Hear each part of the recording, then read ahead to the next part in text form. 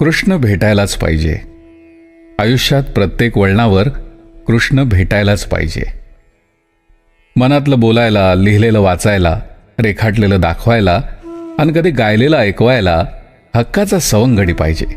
आणि म्हणूनच प्रत्येकाला एक कृष्ण तरी भेटायलाच पाहिजे. मुळात नात्यांच्या पलीकडचे भावबंध जोडणारा एक हक्काचा सवंगडी पाहिजे.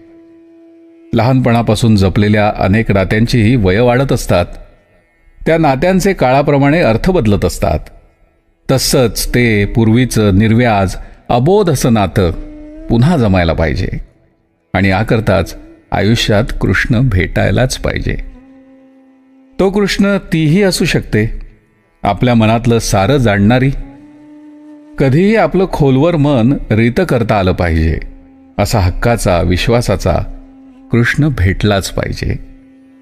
आपल्या आजूबाजूला तो सापडेलच असं नाही, जोडीदारामध्येही तो गवसेलच असंही नाही.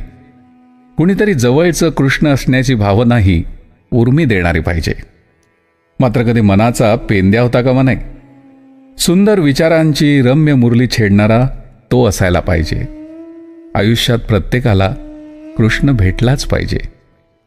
खरंच त्या मुरलीधराकडे मुरली होती का? की अनेकांच्या मनामध्ये रुंजणारी त्याची ती आश्वस्त मैत्री होती? त्याच्या अस्तित्वानं अनेक मनातून उमटत असाव्यात सुंदर आनंद लहरी, आणि त्यांचीच ऐकू येत असावी रुंजणारी मुरली.